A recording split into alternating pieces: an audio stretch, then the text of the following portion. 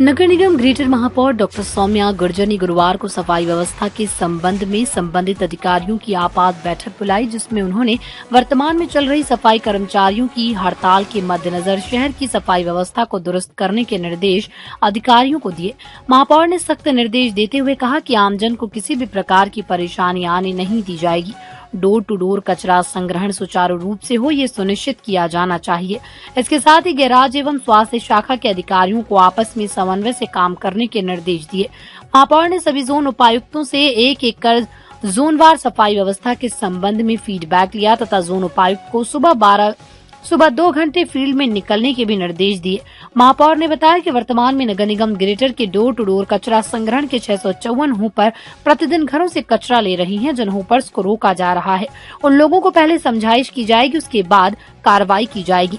महापौर ने बताया कि यदि शहर की सफाई व्यवस्था को सुचारू रूप से चलाने के लिए अतिरिक्त संसाधनों की आवश्यकता पड़ी तो वो भी लगाई जाएगी।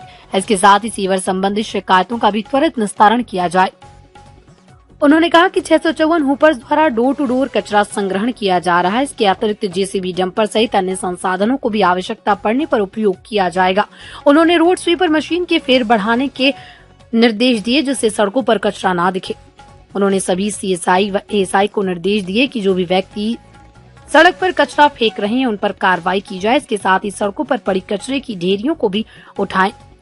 कचरा संग्रहण में लगे हूपर्स की हेल्पर गाड़ी से नीचे उतरकर कचरा लेकर उसे गाड़ी में डाले।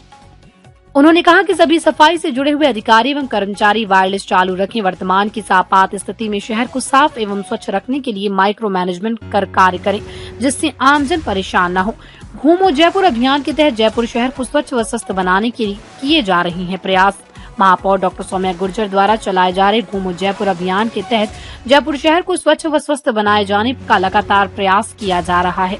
गुरुवार को भी सुबह 6 बजे महापौर सेंट्रल पार्क पहुंची। सेंट्रल पार्क में उन्होंने जयपुर शहर को स्वच्छ बनाने की अपील की तथा उनसे सुझाव भी मांगे। सेंट्रल पार्क में वॉक के दौरान महापौर के खुद भी कचरा उठाकर कचरा पात्र में डाला, जिससे अन्य लोगों द्वारा भी सेंट्रल पार्क में थैलियों सहित अन्य कचरे को डस्टबिन में डालने लगे। शुक्रवार को महापौर मानसरोवर के सिटी पार्क में घूमो जयपुर अभियान के तहत जयपुर शहर को स्वच्छ व स्वस्थ बनाने की अपील भी करेंगी। बैठक में चेयरमैन श्री विनोद चौधरी, श्री राम किशोर प्रजापति, श्री अभय पुरोहित, श्री राम स्वरूप मीना, श्री अक्षत कुटेटा, अतिरिक्त आयुक्त श्रीमती सीमा कुमार, उपायुक्त राजस्व प्रथम श्री जनार्दन शर्मा, उपायुक्त स्वास्थ्य श्री नवीन भारद्वाज, उपायुक्त सांगानेर जोन श्री संदीप दाधीज, उपायुक्त गैराज श्री अतुल शर्मा, उपायुक्त उद्यान श्री रविन्द्र सिंह, उपायुक्त मालवीय नगर जोन श्रीमती अर्शदीप बराड़, उपायुक्त मानसरोवर जोन श्रीमती सीता वर्मा सहित अन्य अधिकारी मौजूद रहे। 3 दिन से आप स्ट्राइक की, जैसे ही हमें सूचना मिली कि जाने वाले हैं, तब से हम लोग मैं भी विशेष रूप से फील्ड के अंदर आ गई और लगातार पार्कों के अंदर भी देख रही हूँ, आम जन से फीडबैक भी ले रही हूँ और आम जन से सहयोग के लिए भी उनसे अपील कर रही हूँ कि आम जन को भी ऐसी विषम परिस्थितियों के अंदर आम जन को भी निगम का साथ देना चाहिए। सार्वजनिक स्थानों पर कचरा नहीं फैलाना चाहिए, गंदगी नहीं करना चाहिए। हमारा निगम का सहयोग देंगे तो हमारा शहर है वो सुंदर दिखेगा।